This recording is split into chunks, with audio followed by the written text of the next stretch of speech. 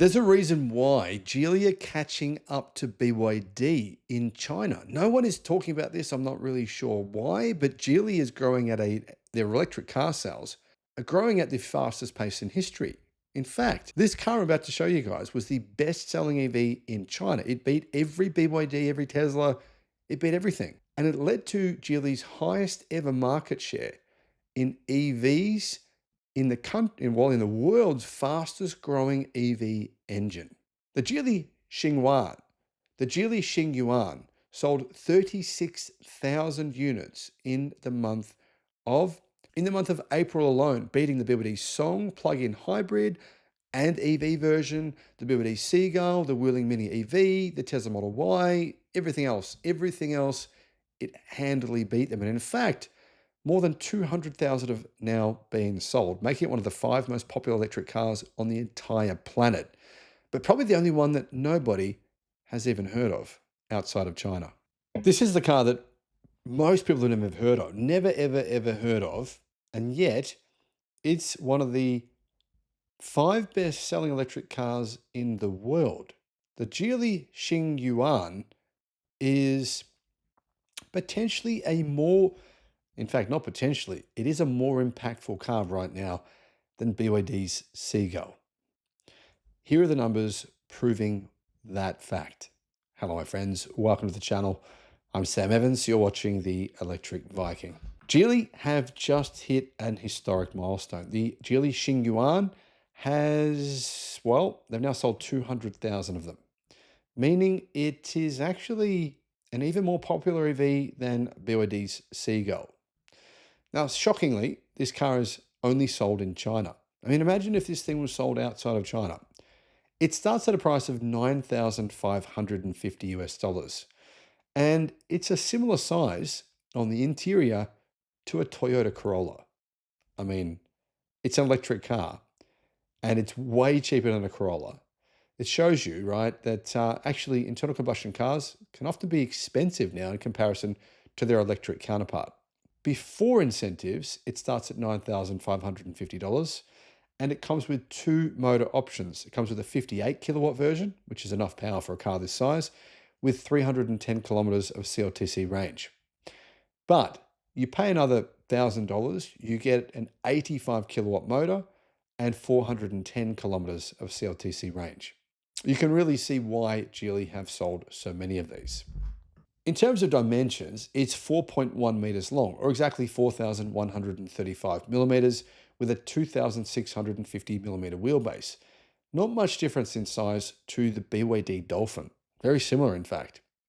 So it's got quite a spacious cabin for the size, and it's actually significantly bigger than the BYD Seagull. In fact, the BYD Seagull is considered to be a segment smaller, and yet the prices are basically line ball with each other. So you can really, really see here the incredible value this car represents. Interior equipment, it comes standard with an 8.8-inch digital instrument panel and a 14.6-inch central touchscreen, powered by Flim Auto operating system. It has a 540-degree camera system, heated seats, wireless charging, pedestrian alert system using external audio, driving modes tailored for different scenarios, including outdoor use, are also included. I really can't understand, guys, why so many people outside of China are paying 30,000 Australian dollars. They're paying more than $20,000 for a Toyota Corolla, which has, guess what? We just updated for the 2025 year. The new base model will get a 10-inch screen. And, these things we're talking, these tiny screens, outdated interiors, and yet look at this, $9,500, and it looks definitely nothing like a budget car. It looks almost like a mid-premium type vehicle. It's incredible what's happening. Both powertrains come with lithium iron phosphate batteries per carnewschina.com. And those batteries are from CATL, making them actually very safe batteries. Charging speed is actually pretty quick as well. 30 to 80% takes 21 minutes. The 85 kilowatt model accelerates from 0 to 50 in 3.9 seconds, or 0 to 100 in just under 8 seconds. So it's certainly not slow. Now you can see why with its pricing, its features, configuration choices. There's actually 4 different options. Colors, there's a whole lot of colors. A lot of people are saying this is the best value car in the world right now. Many people believe it is. And in fact, I think they've got a really good point. If you actually look at the car, it's got quite a short bonnet. So even though it's a bit shorter in length than a Toyota Corolla, because of the way it's packaged, it's got more interior space than a Corolla or a Mazda 3. Both of those cars are far more expensive. They're internal combustion only or hybrid. This, in my opinion, puts them to shame. I mean, $9,500 for a car with more space, looks better on the inside, looks newer, is electric only. It shows you the future, and it shows you that legacy automakers they're just dead in the water. I mean, honestly, how do you compete with this when you're charging double the price for an internal combustion car, which is literally looking like it's a decade old? Guys, let me know your thoughts. Do you agree? Do you disagree? Let us know in the comments.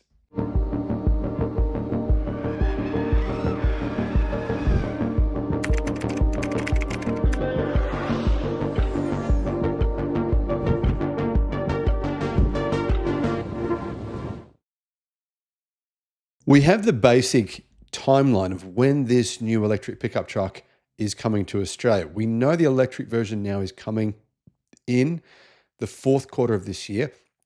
We don't know when the plug-in hybrid version is coming, which I know many of you will be interested in, simply because of the fact that if you've got a pickup truck, sometimes you will need that additional range for certain, if you're doing a lot of towing, for example. So that means, guys, there is an electric version coming this year I'm going to estimate probably about October. We know the pricing for this vehicle, for the electric one. We don't know the pricing for the plug-in hybrid or when the plug-in hybrid will be delivered. But when I was in China and we had a conversation with the VP at Geely, it does sound like they are planning on bringing the plug-in hybrid version of this truck, as well as the electric version. This is a legitimate rival in many ways to the BYD Shark. Remember, this vehicle has been changed. When it was originally launched, guys, when I made my original videos, the vehicle has been changed and improved since then. Here are the details on what we know so far. Hello, my friends. Welcome to the channel. I'm Sam Evans. You're watching the Electric Viking. I'm just looking at my hair. I think my hair's going grey. Hopefully not. Hopefully not quite yet, but maybe. So anyway, back to the real story here, guys. I'm going to talk about the electric version in just a minute. Let's have quickly look at the plug-in hybrid version, because this will be a clear, direct rival to the BYD Shark. This was unveiled at the Shanghai Auto Show, which I unfortunately wasn't able to attend. I was actually in China a bit before that, but because of my family situation, I couldn't stay in China long enough to attend the show. But I did see that Geely has revealed this plug-in hybrid. It has 1,000 kilometers of range.